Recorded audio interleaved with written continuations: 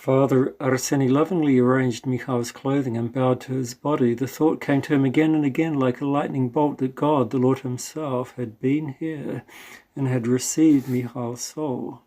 Day was breaking. Soon everyone would be awake. Father Arseny took Michal's fur hat, exchanged his own number for Michail's, and went to the man responsible among the prisoners to report the death of Michail.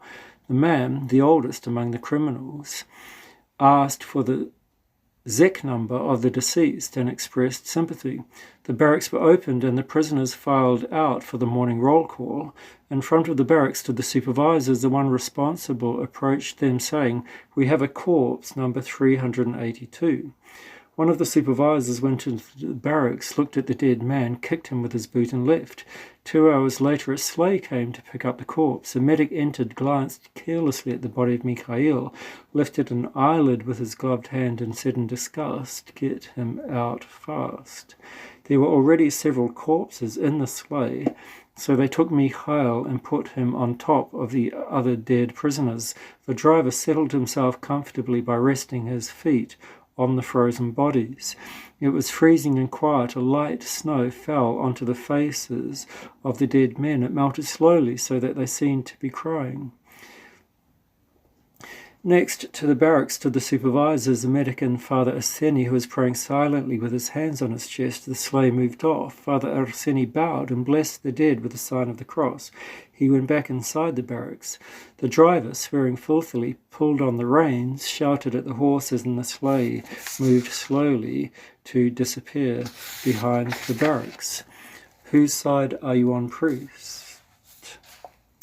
A very small number of political prisoners tried to stay human, kept themselves apart, supported each other, and did not want to lower themselves to the level of the criminals. They tried to live in a dignified way as much as camp life allowed it.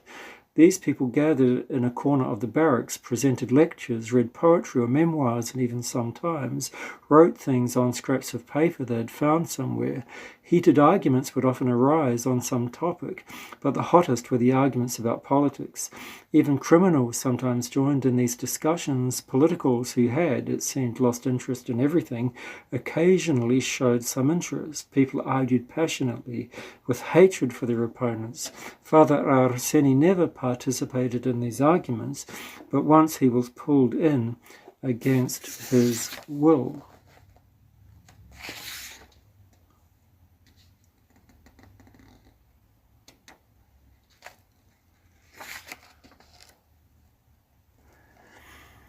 Someone noticed Father Arseny sitting nearby. "Well, Pyotr Andreevich, tell us how the church looks on the authorities." Father Arseny remained silent, but they pulled him physically into the circle of those arguing. Father Arseny's friends were worried. It was clear what Father Arseny would answer. He had suffered so much in the camps. The Vlasovsky, who were led by Yetlovsky, kept themselves apart from everyone else. Note, the Vlasovsky, singular, Vlasovets, were Russians who, under General Vlasov, joined the German army to fight communism from the inside. They were later sent back to Russia by the Allies. Most were hanged, and others were sent to camps. End of footnote.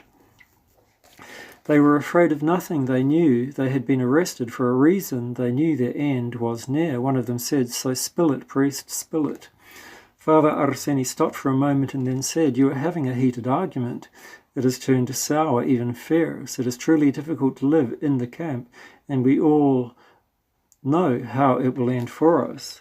That is why the argument has become so bitter. It is understandable. Only no one should be destroyed or killed. All of you are blaming the authorities, the orders, the people. You have pulled me in to draw me into one side and irritate the other. You say that the communists have arrested the believers, closed churches, trampled on faith. Yes, it does look that way on the surface, but let us look into this more deeply. Let us glance at the past. Among us Russian people, many have lost the faith, lost respect for our past. We lost much of what was precious and good. Who is at fault? The authorities? No, we are at fault ourselves. We are only reaping what we ourselves have sown. Let us remember the bad example set by the intelligentsia, the nobility, the merchants and the civil servants. We in the priesthood were the worst of them all. Children of priests became atheists and revolutionaries simply because they had seen in their families lies and a lack of true faith. Long before the revolution, priests had already lost the real right to be the shepherds of their people, of their conscience. Priesthood became a profession. Many priests were atheists and alcoholics. From among all the monasteries of our land, only 5 or 6 were real beacons of Christianity. Vera Monastery, Optina Pustin, with its great Starci. Starci is the plural for starets, an elder to whom people come for guidance and advice. Carry on. Devayevsky convent and also the monastery of Sarov. Others became communities with almost no faith in them. What could the people learn from such monasteries? What kind of an example was set? We did not raise our people right. We did not give them the basis of strong faith. Remember all this. Remember this is why the people were so quick to forget all of us, their own priests. They mainly forgot their faith and participated in the destruction of churches, sometimes even leading the way in their destruction. Understanding all of this, I cannot point a finger at our authorities, because the seeds of faithlessness fell on the soil which we ourselves had prepared. And from there comes the rest, our camp, our sufferings, the wrongful deaths of innocent people. But I will tell you, in all sincerity, whatever happens in my country, I am its citizen. As a priest, I always told my spiritual children that it is our responsibility to defend and support our fatherland. What is happening now must end. It is a huge mistake that will, sooner or later, be corrected. So our pops is a commie, said someone. You should be squashed for a sermon like that. You pretend to be saintly, but actually you are a double-crosser. You are spreading propaganda. You must be working for the authorities. And he rudely pushed Father Arseny out of the circle of arguers. The argument continued as heatedly as before, but several people began to leave the group. After this event, some of the prisoners began to persecute Father Arseny. Several times he was beaten up at night. Someone poured urine all over his bunk. Others stole his food ration. Those of us who were his friends tried to protect Father Arseny from that other group, as we knew they were lost people and thus capable of anything.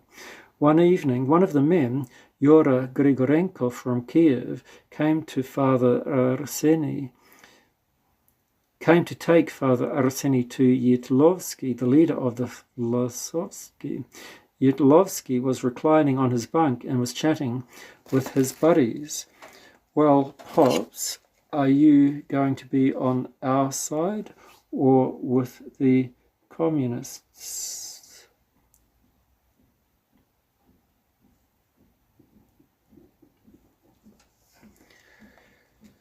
You're working for the camp authorities, you hear confessions, and then you report them. We're going to do you in soon. But meanwhile, right now, we're going to beat you up to make an example of you. Let's go, Yura. But first, let's listen to what Pop over here has to say. Yura Grigorenko was hated by everyone. He was stocky and broad-shouldered.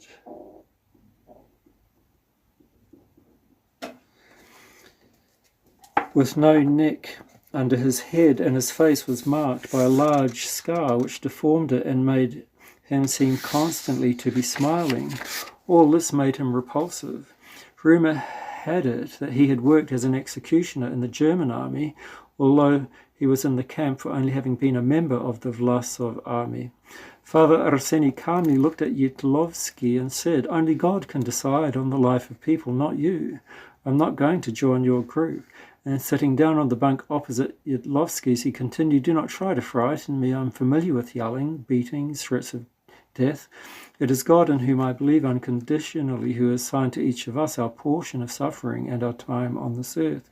If my life is cut off here, that will mean it was the will of God. Neither you nor I can change this, and all of us will finally have to stand before God's judgment, where we will be held responsible for all our deeds. I believe in God and I believe in people, and I will believe until my last breath. And you, where is your God? Where is your faith? You talk a lot about protecting those who are persecuted, but so far you have only persecuted, killed, and humiliated. Look at your hands, they're covered with blood. Yetlovsky raised his hands and stared strangely at them. Then he looked at Father Arseny. He dropped his hands onto his lap and screeched, "Don't try to talk me into anything," and again glared at Father Arseny. From the top bunk, Grigorenko called out, "Arkady Semyonovich, Pops seems to be on a talking spree. Why don't we finish him off now?"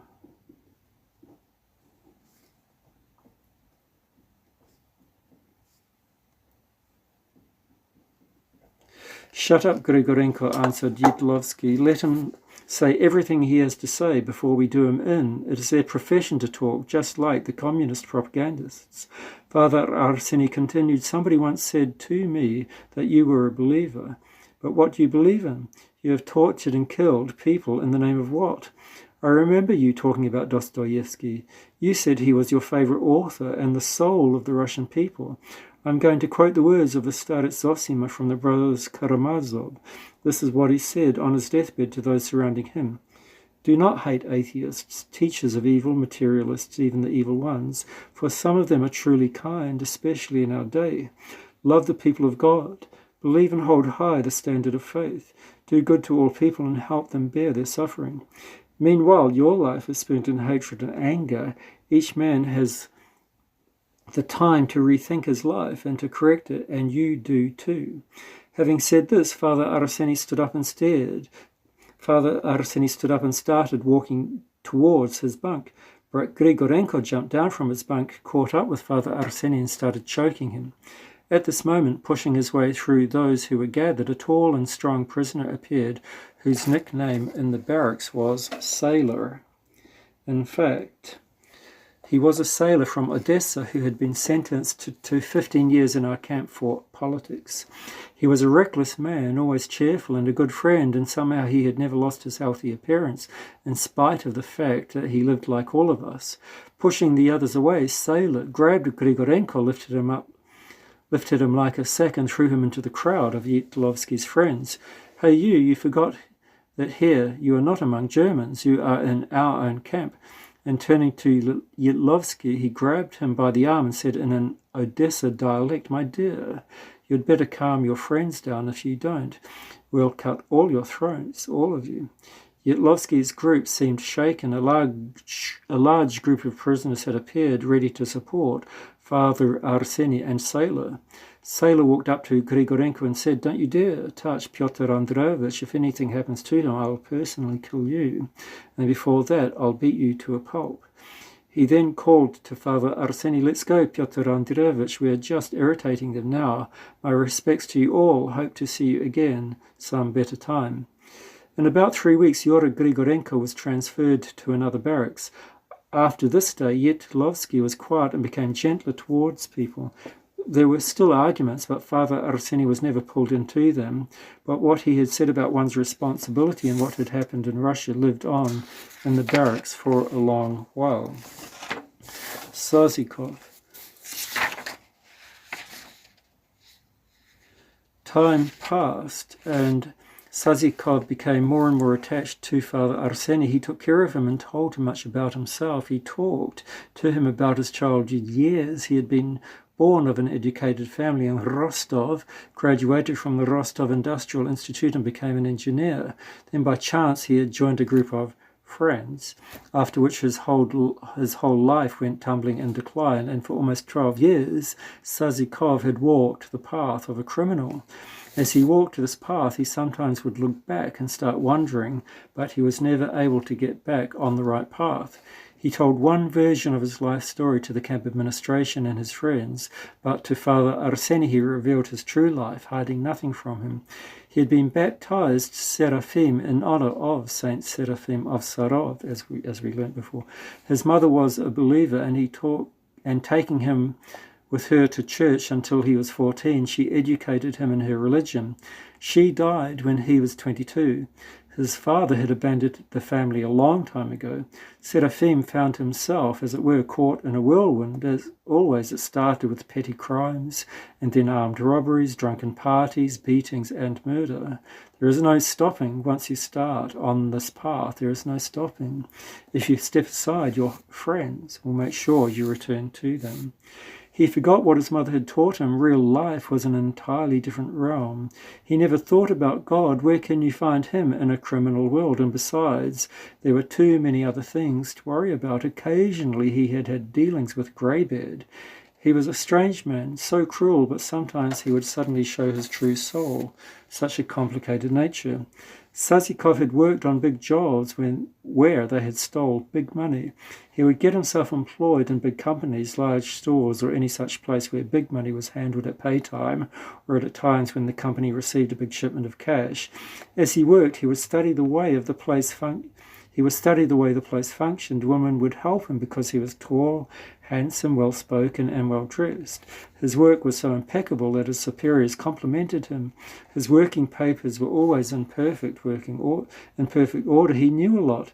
He had been educated as an engineer. He also had some knowledge of economics, which was why he was invaluable to department stores, where he was considered a specialist. And this is how he did it. He studied the place, found out how things worked there, and then he stole large sums of money. Most of the times things ended well for him, but he did do long stretches of time in prisons and camps. He tended to be caught for minor robberies. They never knew about the big heists, but then, under the pressure of an interrogation, a friend told the authorities about Sazikov participating in a very big job. He was sentenced to be shot, but instead they sent him off to die in this special camp.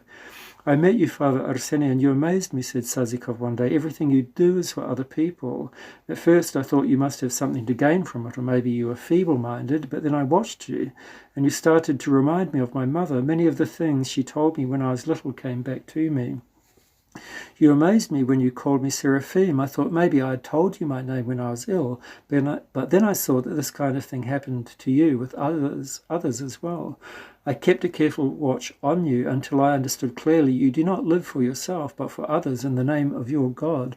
I started looking back at my own life and began to see that I've always lived only for the moment, with never a thought about the future, and now I think, where did that get me? I have no real friends, only pals. Nobody needs me, and if they do something for me, it is only out of fear. You've touched my heart. You've won me over with the example you set. I've decided to be done with my past, but it's very hard to do. When you turn away from them, your own friends will finish you off. By the way, Greybeard is also watching you. In camps, the criminals are lost souls. By the way, especially in the special camps. They are afraid of nothing since they know that they are going to die anyway. In our own barracks we have established some kind of order, but that's not easy to do with the kind of people we are dealing with.